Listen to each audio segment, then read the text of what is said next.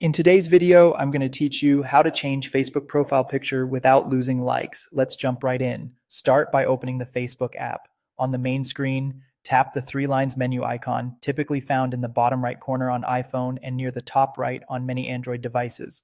From there, tap your name at the very top to open your profile. This brings you to your profile page, where you can see your current profile picture, along with all the likes and comments it has already received. Here's the important part. If you tap the camera icon directly under your profile picture and upload a brand new photo as a post, Facebook will treat that as a fresh profile picture update. That creates a new post and you'll lose the likes and comments tied to your current profile picture update. To keep that engagement intact, we're going to use a photo that's already on Facebook. Look for the small edit button near the top right of your profile and choose the option to edit your profile picture.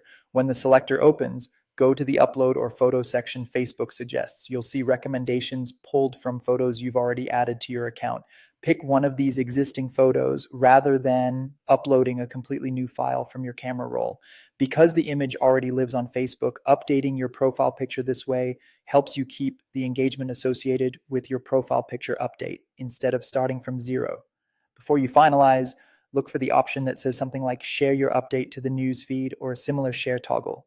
If you don't want Facebook to notify your friends that you changed your profile picture, simply turn that option off before saving. This is great if you're making a small adjustment and don't want to send out a new alert. Once you've selected your previously uploaded photo and adjusted the share option the way you want it, tap save.